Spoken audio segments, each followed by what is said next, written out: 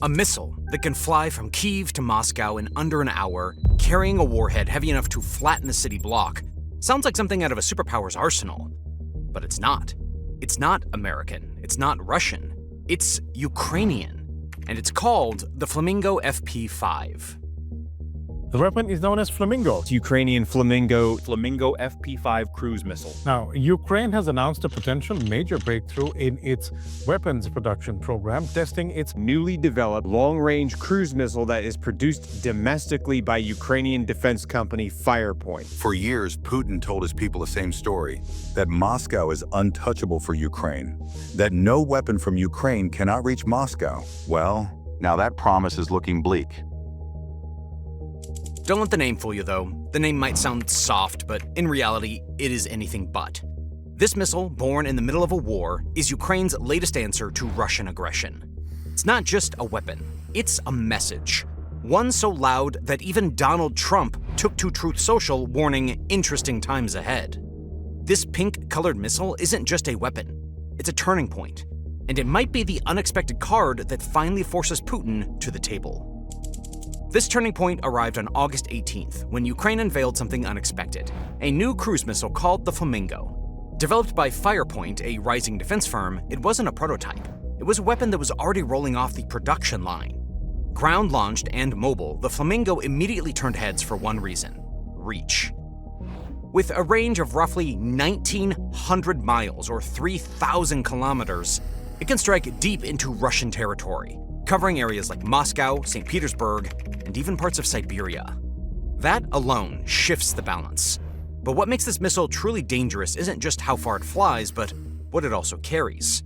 Early reports suggest a warhead of over 1,100 kilograms, which is more than double the payload of America's Tomahawk. And while Ukraine hasn't revealed everything about the Flamingo, what we already know is enough to rattle military planners across the border. This is more than a weapon, it's a warning. Compared to Ukraine's earlier weapons like the Neptune missile or the Panicking drones, the Flamingo is in a different league. Sure, the Neptune could hit ships and some land targets, but its reach was limited. On the other hand, Panicking drones were used for short-range strikes, but that was about it. The Flamingo, Ukraine's new love child, is the best of both worlds. It triples the reach and packs a punch that makes it a strategic weapon, not just a tactical one. It's not just about hitting targets, it's about completely changing the game that Russia has been controlling. Now, before we dive deeper into its impact, let's talk about the name, because it's not what you'd expect. As you might have already guessed, that nickname came from its initial pink color. Yes, a pink-colored missile. You see, the first Flamingo missile was painted pink by mistake, but instead of fixing it, the team behind it leaned in and gave it the name that matched the color, the Flamingo.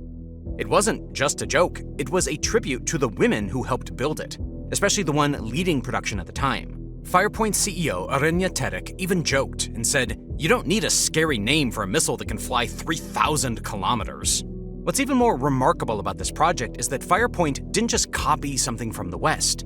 They built this missile from scratch, using local talent and resources. Ukraine didn't need to rely on Western tech to build it. That's important, because it means they don't need permission to use it, unlike other foreign missiles that they've been getting from Western nations. Currently, they're producing one missile per day, but plan to scale up to thousands per year. This will be remarkable, because with enough of these missiles in storage, they alone could act as a deterrent to Russia's aggression. After all, Putin is bound to behave differently knowing that there's a missile that can strike him in Moscow all the way from Kyiv. To really understand how Ukraine pulled this miracle off, we need to look at how this missile was built in just 9 months.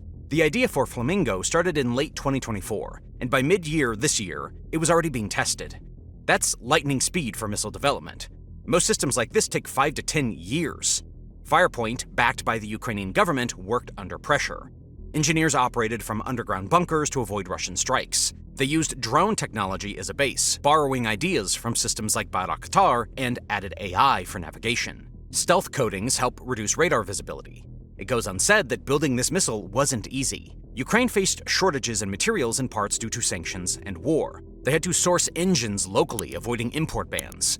Funding came from a mix of sources, including private investors and some alleged state financing. Ukrainians have supported similar projects before, and this one got the same kind of backing. Testing was done in secret, with reports suggesting that early strikes may have hit airfields in Crimea. The reason so much effort went into the Flamingo is that it was a passion project, one that marked a bigger shift in Ukraine's defense strategy. You see, throughout this war, Ukrainian cities have been bombarded from hundreds of kilometers away, sometimes by missiles fired from deep inside of Russian territory. These attacks aren't always tactical strikes.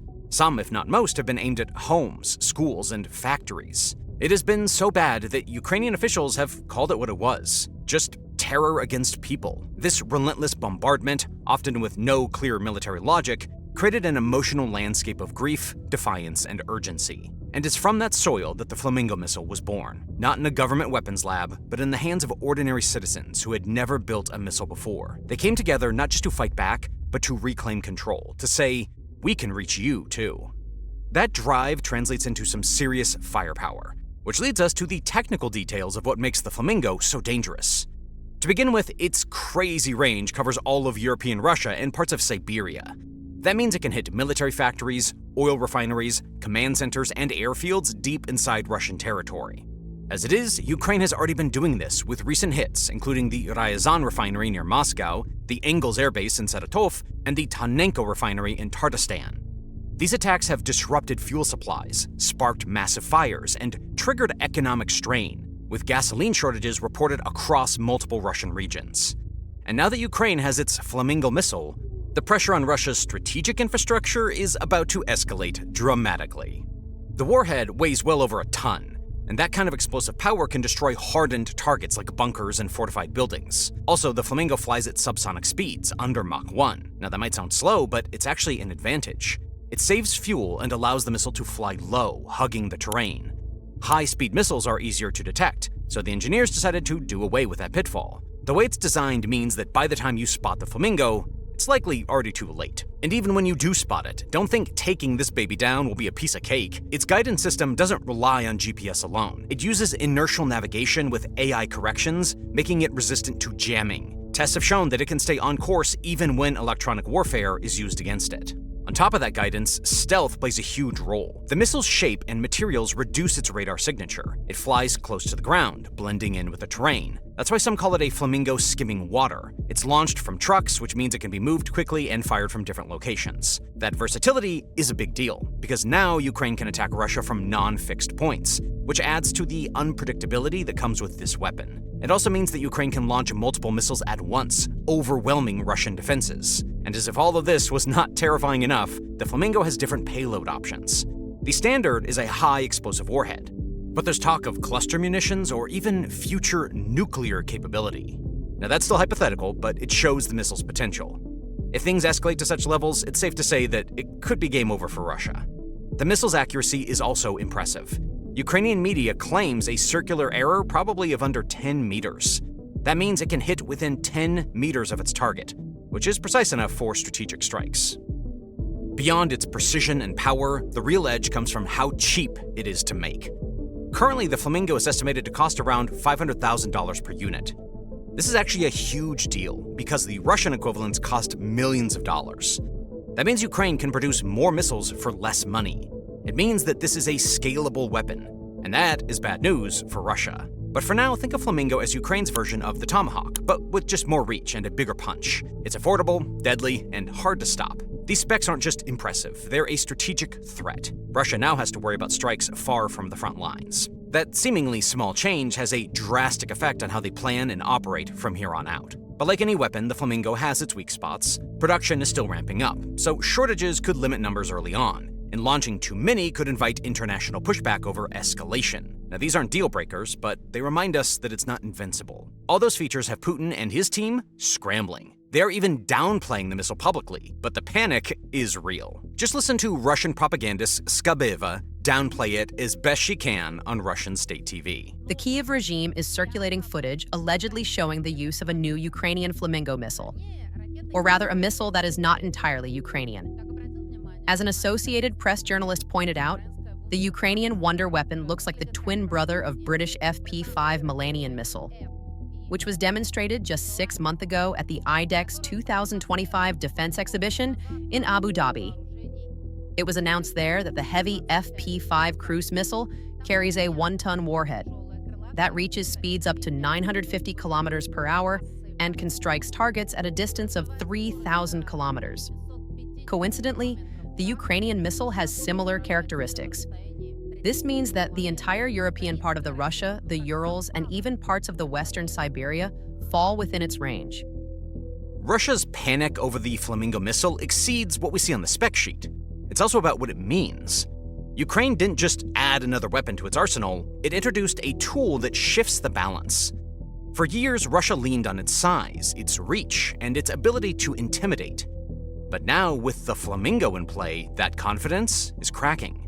The missile doesn't just hit targets, it hits nerves. And those nerves stretch across Russia's military, its economy, its politics, and its entire geography. Let's start with the military side. Russia's defense strategy has always relied on layers. Radar networks, air defense systems, and early warning setups spread across thousands of kilometers. But the Flamingo doesn't care about layers. It's fast, smart, and hard to track. That makes Russia's expensive defenses look vulnerable. When a missile can slip through and land where it wants, generals start losing sleep. And it's not just about one missile. It's about the fear that Ukraine can now strike deep into Russian territory, even into places that were once considered untouchable. That forces Russia to rethink how it positions troops, protects its supply lines, and defends its borders. It stretches them thin and forces them to prepare for attacks they never expected. That military strain spills over into their economy. Russia's military isn't cheap. Every time they move equipment, reinforce a base, or upgrade a radar system, it drains the budget. The Flamingo makes that worse. Russia can't afford to leave anything exposed, which means more spending on defense at a time when the economy is already under pressure. Sanctions have cut off key markets. Energy exports aren't bringing in what they used to. Inflation is creeping up. So when the Flamingo forces Russia to spend more just to stay protected, that's not just a military problem, it's an economic one. It slows growth, drains resources, and makes it harder to keep up with the demands of the war. Beyond the budget hits, the political fallout is even tougher. Politically, the Flamingo is a nightmare. Russia has spent years building a story of strength, telling its people and the world that it's in control, that it's winning, and that Ukraine is weak. But now, with this missile in Ukraine's hands, that story's gonna start falling apart. It's hard to claim dominance when your bases are vulnerable. It's hard to look strong when your air defenses are failing. And it's hard to keep public support when people start asking why Ukraine can hit targets inside of Russia. The Flamingo doesn't just challenge Russia's military, it challenges its message. It puts pressure on leaders, on the media, and on the system built around the idea of Russian power. If you're worried about how AI is changing everything, jobs, industries, education, even the economy, well, you're not alone. According to a Rutgers University report, 7 in 10 U.S. workers say they're very, or somewhat, concerned about employers using AI in decision-making. 3 in 10 are worried about their job being eliminated by AI. Even experts agree. Many studies say that by the 2030s, 30% of jobs will be automated by AI, and 44% of workers replaced. That means you have to pay attention if you want to avoid becoming a victim. That's why we recently made a YouTube video that breaks down what's actually happening behind the scenes and how people are preparing, not just to survive, but to benefit from the AI revolution. And this isn't about becoming a coder or building the next ChatGPT. It's about understanding where the real leverage is as AI evolves, and how normal people are using it to build safer career paths right now. If you're feeling uncertain about the future, or you're just curious about what your options are, watch that video here on YouTube by clicking on the link in the description or on the card on your screen. Geography used to be one of Russia's strengths. It's a massive country, and that size gave it room to maneuver. But now, it's become a weakness. The Flamingo can reach places that used to be unreachable.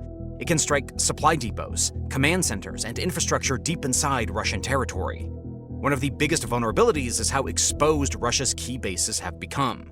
That means Russia has to defend more ground with fewer resources and under more pressure. It stretches logistics, slows response times, and makes it harder to keep control. And it's not just military targets. The Flamingo can hit railways, bridges, and energy facilities. That affects movement, trade, and daily life. At this point, Russia's size isn't helping Russia anymore. It's now exposing it. This vulnerability isn't limited to bases, as it hits their economy hard as well. With the arrival of the new missile on the playing field, Moscow will have to rethink its defensive posture. And the first move is predictable: throw more air defense systems at the problem. But that's easier said than done. Relocating S-400 batteries eastward to protect deeper targets means stripping coverage from the front lines. It's a shell game. protect one area, expose another. And these systems aren't cheap. Each interceptor costs millions, and Russia's production lines are stretched. Flamingo's low-altitude flight profile makes it even harder to intercept, especially when launched in salvos. 50 missiles at once? That's not a strike, that's a flood. The Flamingo's reach doesn't just threaten military targets, it puts Russia's oil infrastructure in the crosshairs. Refineries, pipelines, and export terminals are now vulnerable in ways they weren't before. And that is a serious problem. Russia's economy leans heavily on energy exports. Oil and gas aren't just commodities, they're lifelines. If Ukraine starts hitting those facilities, even selectively, it could disrupt up to 20% of Russia's oil flow. That's not just a blow to the budget, it's a shock to the entire system. The June strike on the Tuapse refinery with a smaller Neptune missile caused a fire that burned for 3 days. The Flamingo carries a warhead nearly 10 times heavier and can go much further. The damage wouldn't just be physical, it would hit Russia right where it hurts, in the pocket. The damage wouldn't stop at the refineries, it would ripple outward. Prices would spike, supply chains would scramble, and inside of Russia, ordinary people would feel the squeeze.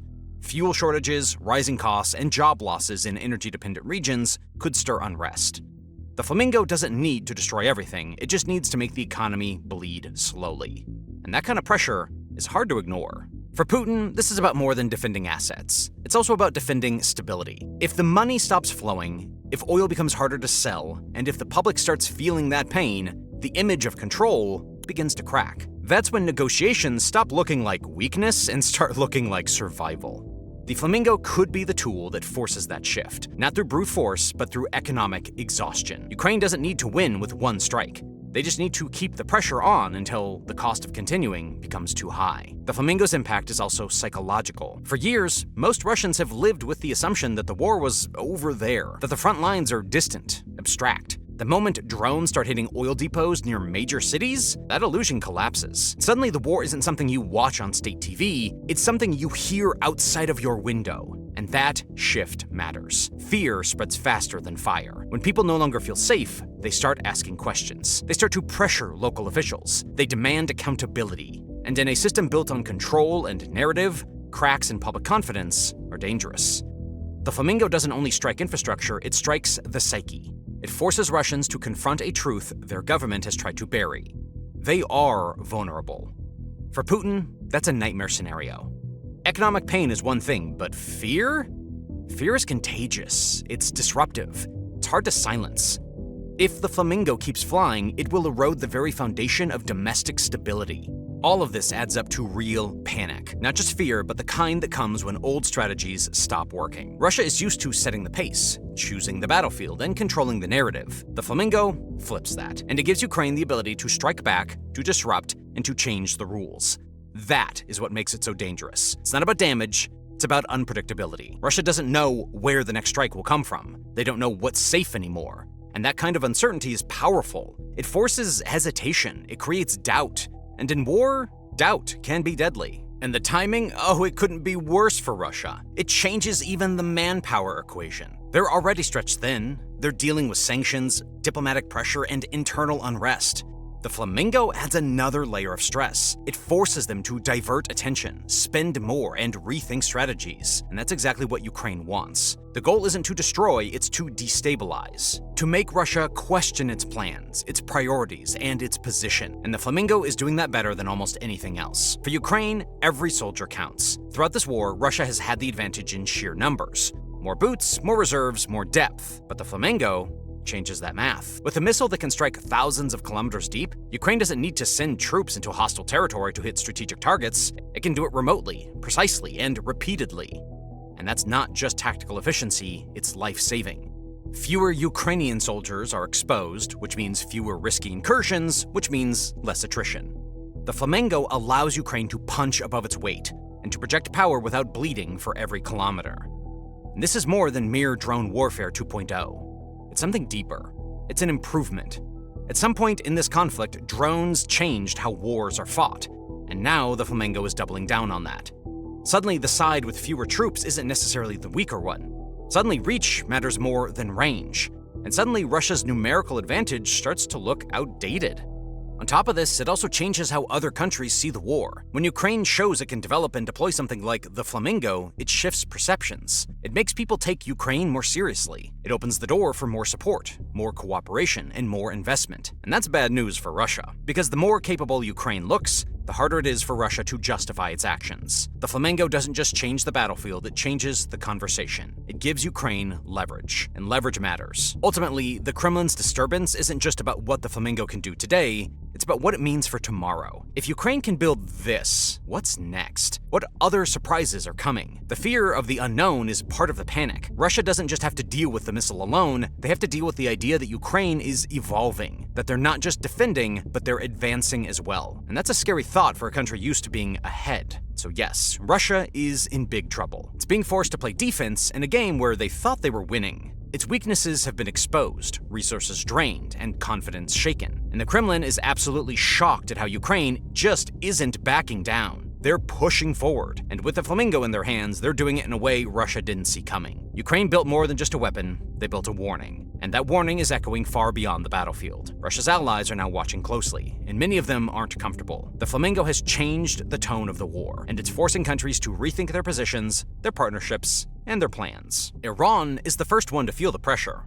They've supplied drones to Russia, and their support has helped keep Russian strikes going. But now, with the Flamingo's range stretching over 3,000 kilometers, even parts of Iran are within reach. That alone serves as a deterrent, because if Ukraine wanted to, it could target drone factories or supply hubs deep inside of Iranian territory. That possibility alone makes Iran think twice. Supporting Russia used to be low risk. Now it comes with consequences. And when those consequences include missile strikes on home soil, the cost of loyalty starts to rise.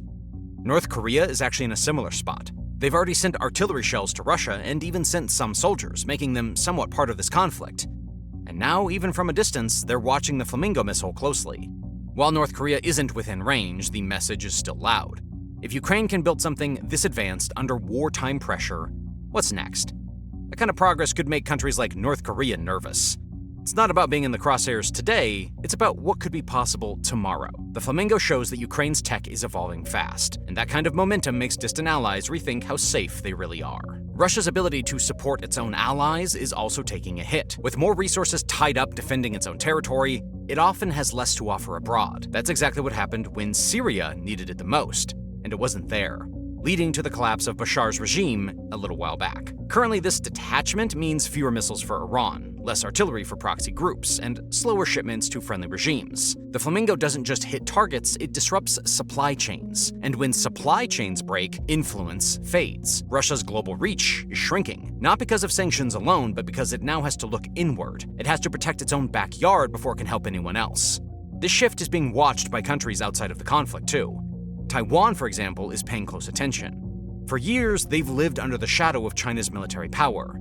But now, Ukraine has shown that innovation can level the playing field. The Flamingo wasn't built by a superpower, but by a country under siege.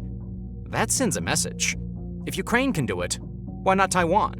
Why not any country that feels threatened but lacks the numbers or the budget to match its rivals?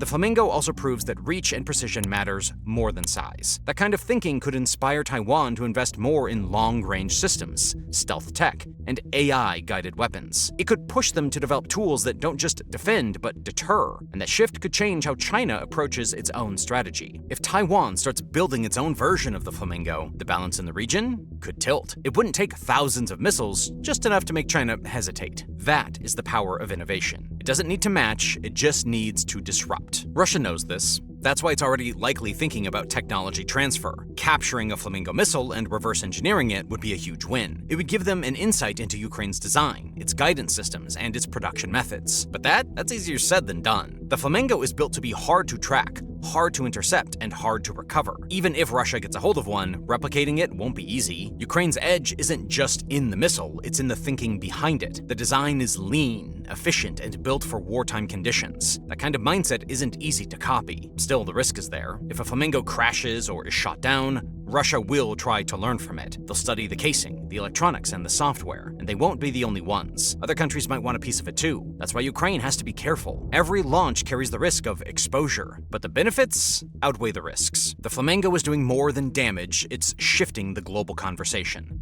Countries that used to sit on the sidelines are now paying attention. They're seeing how a small, determined nation can build something that changes the game. They're watching how Russia, a major power, is being forced to react, to defend, and to explain. And they're learning. The Flamingo is more than a missile. It's a blueprint that shows that smart design, local talent, and urgency can produce results that ripple across continents. Even countries that aren't directly involved are feeling the effects. Venezuela, for example, has ties to Russia through oil and trade. But if the Flamingo starts hitting pipelines or refineries, those ties become liabilities. Disruption in Russia's energy flow affects everyone connected to it. Prices go up, deals fall through, and alliances start to wobble. The Flamingo doesn't need to hit every target, it just needs to hit the right ones. And when it does, the fallout spreads far and wide. China is also watching carefully. Their support for Russia has been cautious but steady. Now with the Flamingo in play, that support comes with more risk. If the war escalates and if Ukraine starts targeting deeper into Russian territory, China could be pulled in. That's not a scenario they want. The Flamingo adds a layer of unpredictability. It makes the conflict harder to control, harder to predict, and harder to contain. And that kind of uncertainty makes allies nervous. The Flamingo missile hasn't just rattled Russia, it's rewritten the rules. It shows that a nation under siege can still build something powerful enough to shift the global chessboard. Now, Russia's allies are second-guessing their loyalties. Distant nations are rethinking their defenses. And the old idea of safety by distance is fading fast. Ukraine hasn't just launched a missile, they've launched a message. One that says innovation isn't reserved for superpowers. And deterrence doesn't need a massive arsenal. The Flamingo is fast, precise, and disruptive, and its impact is already stretching far beyond the battlefield. The world is watching, not just because of what it hits, but because of what it means. Thanks for watching.